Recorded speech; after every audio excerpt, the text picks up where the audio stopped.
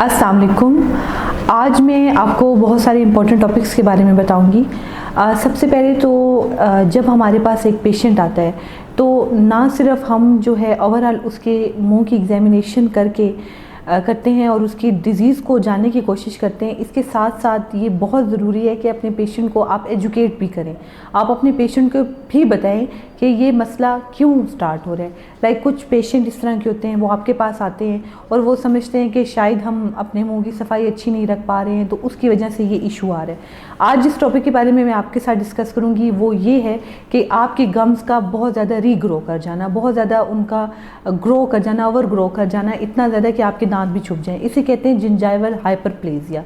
तो जो आपके गम्स होते हैं वो ऐसे ही नहीं बैठे बैठे उनको कुछ हुआ और वो जो है बड़े हो गए। कोई ना कोई रीज़न है जिसकी वजह से आपके गम्स इरिटेट हुए हैं और कोई एक फैक्टर है जिसकी वजह से गम्स ये कॉज कर रहे हैं। तो पेशेंट हमारे पास आते हैं बेसिकली समटाइम ये कंप्लेन लेकर के उनके मसूड़ों से खून आ रहा है और समटाइम वो जस्ट स्केलिंग कराने के लिए आते हैं। तो एक डेंटिस्ट का ये फ़र्ज़ है कि वो अपने पेशेंट से कंप्लीट हिस्ट्री ले। जब आप अपने पेशेंट से कंप्लीट हिस्ट्री लेते हैं तो आपको पता चलता है कि ये चीज़ें उसकी लाइफ में हैं और जिसकी वजह से ये इश्यूज उसकी लाइफ में आए हैं। रिसेंटली अब मैं आपको एक अपने केस के बारे में बताऊंगी। एक पेशेंट है, वो कह रहे हैं कि मैं हर साल अपनी स्केलिंग करवाता हूं क्योंकि मेरे गम्स इतने ज़्यादा ग्रो कर गए कि मैं अच्छे से सफाई नहीं कर पाता हूं। लेकिन कभी भी उसको ये नहीं बताया गया कि आपकी गम्स जो हैं ये रीग्रो इतने ज़्यादा जो ओवर ग्रो कर गए किस वजह से कर गए, क्या रीज़न है। जब हमने उससे फुल हिस्ट्री ली तो हमें पता चला कि वो एक ऐसी ड्रग ले रहा है जिसके साइड इफ़ेक्ट में उसके ये गम्स जो हैं वो ग्रो कर गए। अब मैं आपको बताती हूँ कि गम्स जो है वो किस किस वजह से जो है ओवर ग्रो कर जाते हैं। सबसे पहले देखें, हमारे बहुत सारे पेशेंट ऐसे हैं जिनको बीपी का इशू होता है। तो बीपी की कुछ मेडिसिन इस तरह की हैं जो कि आपकी गम्स की ग्रो को इंक्रीज़ कर देती हैं, इतना ज़्यादा इंक्रीज़ कर देती हैं कि गम्स पूरे के पूरे दांत के ऊपर आ जाते हैं और जिसकी वजह से पेशेंट जो है वो चाह के भी ब्रश नहीं कर सकता, क्योंकि जब गम्स ऊपर ग्रो कर गए वो ब्रश करने की कोशिश करेगा, वो ब्लीड करेंगे, पेन होगा। तो सबसे पहले तो आपको पता होना चाहिए कि आप अपनी डाइट में क्या ले रहे हैं, आपकी लाइफ में क्या चीज़ एंटर हुई है जिसकी वजह से आपको ये इशू आना स्टार्ट हुए।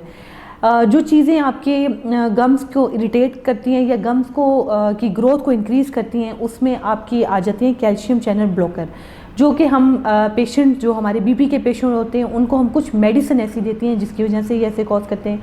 हमारे बहुत सारे पेशेंट ऐसे होते हैं, एपिलेप्सी मिर्गी के पेशेंट होते हैं, वो ऐसी कुछ मेडिसिन ले रहे होते हैं जिसकी वजह से उनके गम्स जो है वो ओवर ग्रो कर जाते हैं। फिर कुछ पेशेंट ऐसे होते हैं, उन्होंने कोई सर्जरी ली होती है, कोई लीवर ट्रांसप्लांट, कोई भी ट्रांसप्लांट, जिसकी वजह से उस रिजेक्शन को बचाने के लिए उनको हम अमाइनोसप्रेसिन ड्रग देते हैं जो भी जिसके नतीजे में जो है आपके जो गम्स हैं वो ग्रो कर जाते हैं।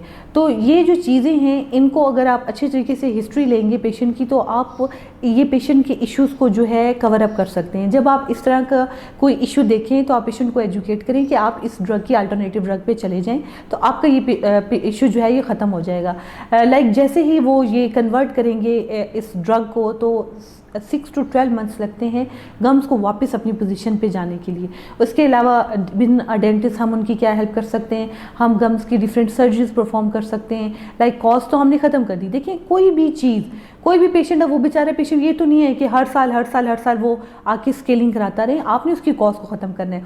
सबसे पहले जब आपने उसकी कॉस्ट को ख़त्म कर दिया तो उसके बाद अब उस पर डिपेंड करता है कि वेदर वो सर्जरी करवा ले गम्स की, वेदर वो वेट कर ले कि जैसे उसने कॉस्ट ख़त्म किया ये वापस जो है गम्स जो है ठीक हो जाएंगे। तो हम लेज़र सर्जरीज करते हैं, हम नॉर्मल गम्स की सर्जरीज करते हैं जिसमें हम गम्स को काट देते हैं, नॉर्मल हम दांत की जो है उसको हेल्थ को वापस ले आते हैं, गम्स वापस कुछ अरसे में अपनी ग्रोथ में चले जाते हैं, अपनी ही जो उसका नॉर्मल पैटर्न है उसमें चले जाते हैं। तो ये कुछ चीज़ें हैं जिसको बहुत ज़रूरी है आप पेशेंट को एजुकेट करें।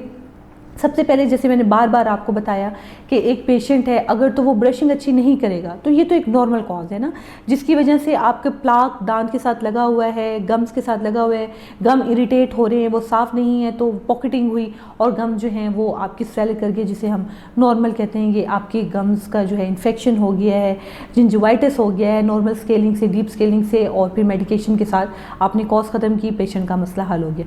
फिर अगर एक पेशेंट बहुत ज़्यादा इशू लेकर लेकर आता है जिसमें डीप पॉकेटिंग हुई है, तो आपने एक तो स्केलिंग करनी है, आपने उसको माउथ वॉश बताना है, आपने उसे हैबिट्स बतानी है, फ्लॉस यूज़ करें, वाटर फ्लॉस यूज़ करें, ताकि वो इसको भी अपनी लाइफ में मेंटेन करे, लेकिन आपने साथ में उसको कॉज भी लाजमी ख़त्म करना है, ताकि एजुकेशन के थ्रू एक तो पेशेंट का भी फ़ायदा हो और जो है उसको कॉज हमेशा के लिए ख़त्म हो। ये नहीं कि बस वो हर साल स्केलिंग के लिए डेंटिस्ट के पास ही चक्कर लगाता रहे।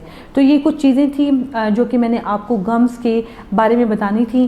तो इस तरीके की नॉलेज वगैरह को अगर आप चाहते हैं कि आप तक पहुंचती रहे तो आप हमारे चैनल को ज़रूर देखें, ताकि इस तरह की जो भी इंफॉर्मेशन हो, छोटी छोटी इंफॉर्मेशन जो कि डॉक्टर को तो पता होता है लेकिन एक आम आदमी जिसको नहीं पता होता, तो हमारा ये फ़र्ज़ है कि हम उस तक ये इंफॉर्मेशन पहुँचाएँ, ताकि उसके ये जितने भी इश्यूज़ हैं वो इसको अच्छे तरीके से देख सके और इसके अल्टरनेटिव लेकर अपनी एक हेल्दी लाइफ को गुजार सके। Thank you so much.